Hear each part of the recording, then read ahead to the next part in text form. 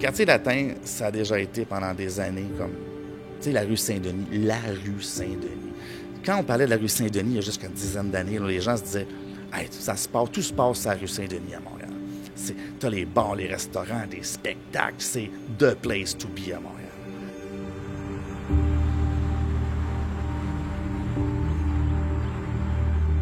Quand on se ramasse des fois dans un quartier qui a l'air d'un champ de mine, parce que les commerces sont fermés, placardés avec vraiment des planches de bois, là, je veux dire. Tu passes de ça, puis ça a l'air quasiment d'un bunker.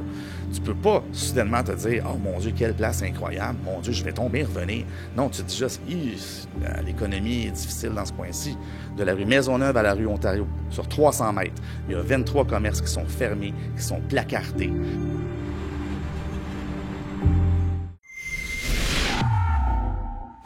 Bonjour, je suis Alexa Lavoie pour Robin News et aujourd'hui, je vous propose une entrevue exclusive avec le propriétaire du restaurant Le Saint-Boc, situé sur la rue Saint-Denis à Montréal. Ouvert depuis 2006, cet établissement est reconnu pour sa variété de bières artisanales. Cependant, des temps difficiles sont arrivés et Martin Guimont, le propriétaire, fait face à des défis pour payer ses factures à la fin du mois. Comme de nombreux autres restaurants, le confinement a causé des dommages importants. À plusieurs reprises, les établissements ont dû fermer leurs portes à la dernière minute en raison des règlements gouvernementaux entraînant d'énormes pertes financières. Au cours des dernières années, les taxes municipales ont augmenté et devraient atteindre la plus forte hausse que la ville ait connue en 13 ans. Parallèlement, la Ville a décidé de prolonger les heures de tarification des parcomètres dans le centre-ville jusqu'à 23 heures au lieu de 18 heures. Avec cette extension, la Ville estime qu'elle générera un revenu supplémentaire de 5 millions de dollars par an. Cette pression financière sur les citoyens vise à couvrir les dépenses massives de la mairesse Valérie Plante, en particulier dans des projets écologiques tels que les 30 millions de dollars investis dans 60 km de pistes cyclables l'année dernière. D'autres facteurs contribuent à la situation, mais aujourd'hui, M. Guimont vise à expliquer comment cela reflète la réalité de nombreux propriétaires de petites entreprises ici à Montréal.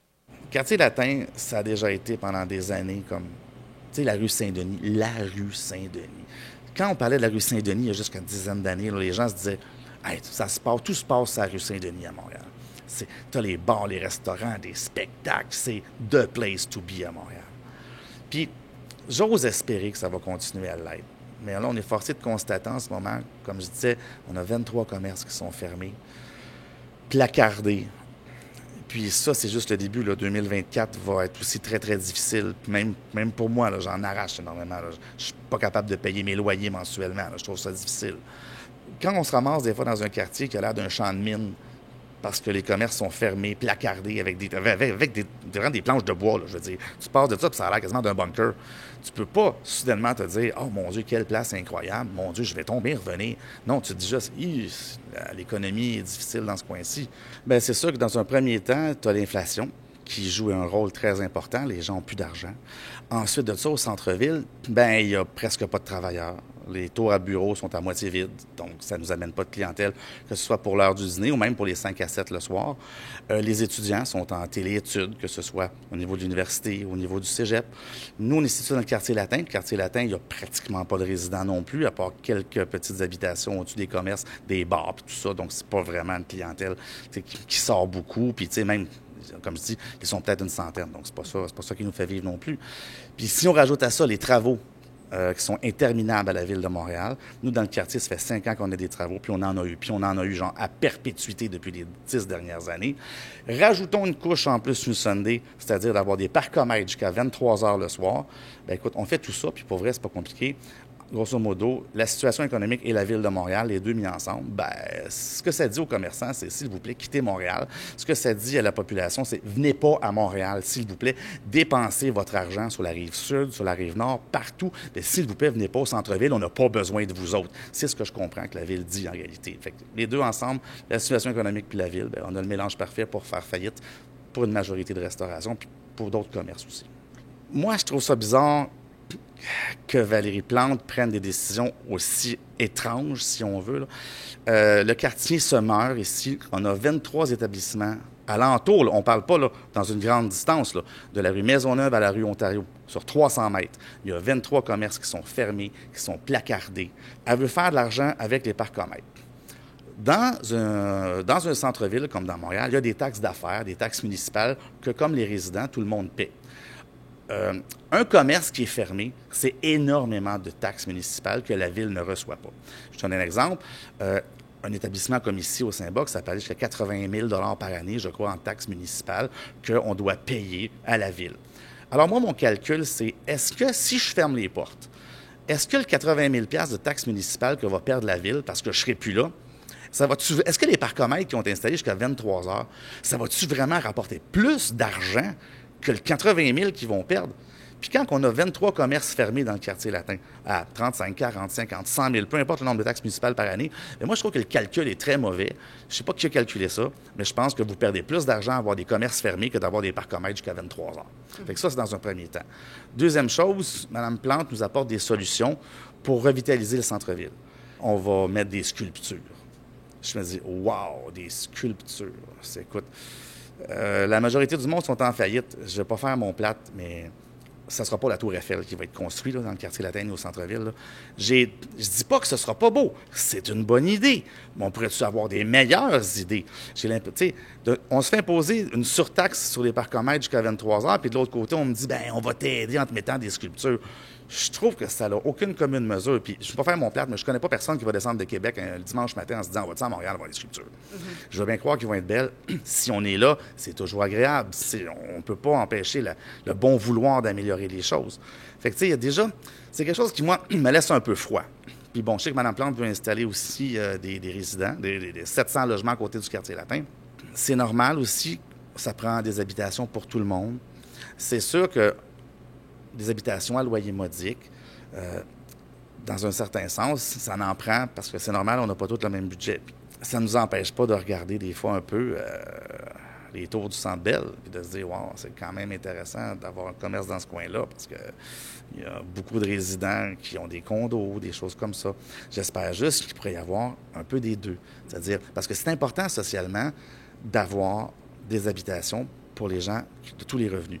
Ça peut avoir l'air un peu simpliste des fois de tout mettre ça sur le dos de la Ville de Montréal, mais force est de constater qu'après 18 ans, moi, dans le quartier, j'ai pas l'impression qu'on nous a vraiment écoutés, qu'on nous a vraiment aidés. Puis j'ai plus l'impression que la Ville est concentrée sur des pistes cyclables.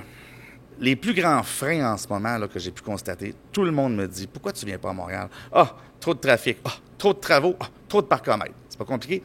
Si on peut juste écouter ce que dit la population, bien déjà là, tes trois problèmes, Mme Plante, vous les avez.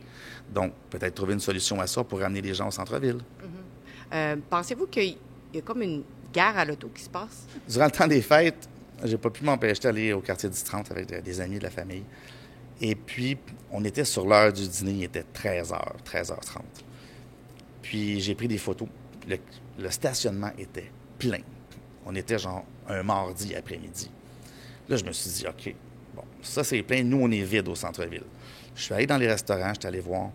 Les restaurants étaient relativement pleins. Je dis pas que c'est le bonheur partout. Je dis pas qu'au quartier 10-30, c'est le Klondike, puis que là, les gens font, mon Dieu, c'est le paradis sur Terre. Je pense que tout le monde a des difficultés.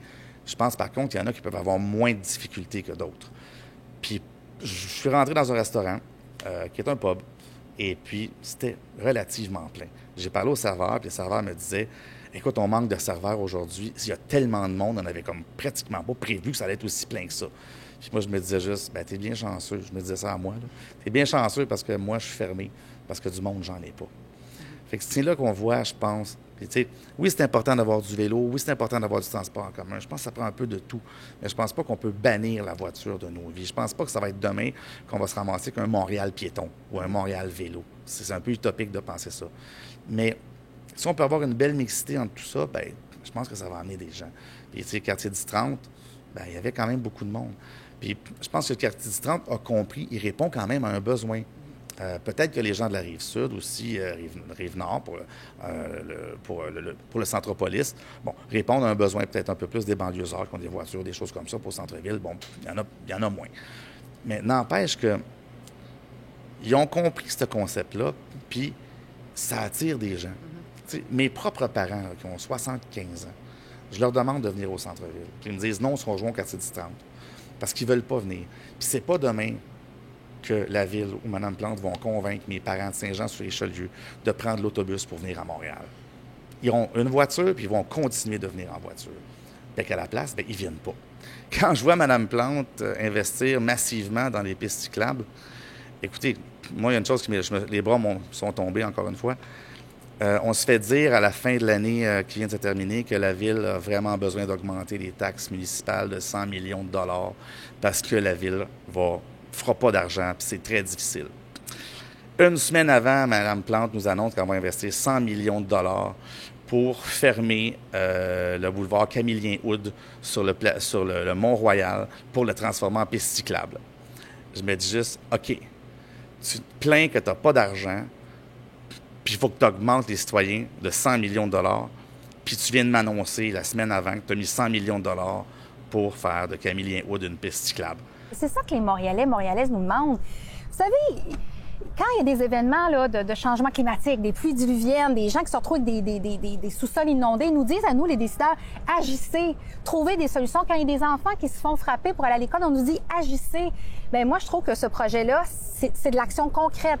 Protection de la biodiversité, lutter contre les changements climatiques, puis en plus protéger les plus vulnérables, les piétons et les cyclistes.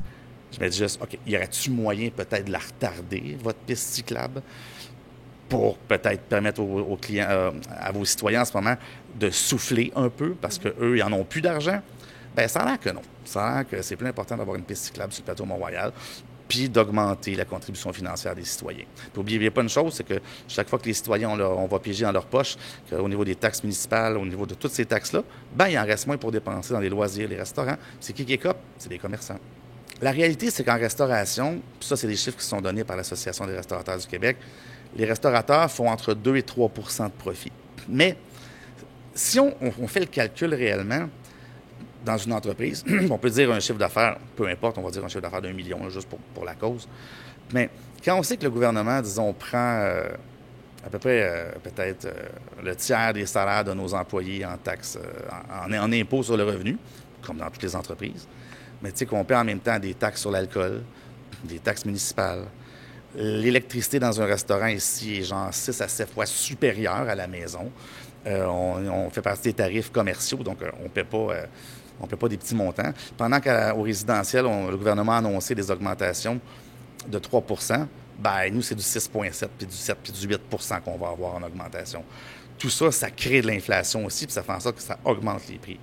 Et si on calcule toutes ces taxes-là, ça prend à peu près une quinzaine de permis. On a des permis pour la musique au provincial, la musique au fédéral, des certificats de localisation, des certificats des permis pour la terrasse. Il y en a 1 kilomètre de permis qu'il faut avoir. Puis quand on calcule dans le fond un peu tout ça, tu te rends compte qu'au bout de l'année, bien, le gouvernement, c'est plate à dire, mais ça en met quand même pas mal plein les poches. Puis toi, ce qui te reste, bien, c'est pas grand-chose. Il te reste un petit 2 % pour être capable de survivre. Puis tu travailles 100 heures par semaine, souvent pas de salaire, parce que tu es passionné. Fait que c'est quand même très difficile. Puis Montréal est l'endroit en Amérique du Nord où les taxes sont les plus élevées, les taxes d'affaires sont les plus élevées. Peut-être qu'un petit répit pour les entreprises, ça pourrait être le fun. Puis ce serait important de réaliser que d'avoir des commerces de qualité, d'avoir des restaurants de qualité dans une ville, ça fait partie aussi de l'attrait touristique. Puis si les différents paliers de gouvernement ou la ville passent leur temps à étouffer ces commerces-là, bien, on se ramasse avec une ville en décrépitude dont les attraits touristiques vont beaucoup diminuer, puis ça va devenir moins intéressant. Une chose importante aussi, c'est que je pense qu'on a besoin de nos petits commerçants, on a besoin de nos restaurants, on a besoin des petites places qu'on aime. Puis que ce soit dans le quartier ou que ce soit ailleurs, moi, je vous dis juste, allez les encourager. Allez à votre petit Chinois que vous aimez, allez à votre petit Mexicain que vous aimez, allez dans le pub que vous aimez. Parce que si vous n'y allez pas, bien, vous allez vous réveiller un jour, puis tout ce qui va rester, c'est la restauration rapide puis des grandes chaînes. Parce que tous vos petits commerces préférés vont avoir fermé. C'est ça qui va arriver. N'oubliez pas d'aller sur notre site web qui s'appelle rebelfieldreports.com pour nous encourager, pour supporter notre journalisme et pour faire sûr qu'on a un contre-pouvoir ici au Canada et surtout à Québec. Donc, allez sur rebelfieldreports.com.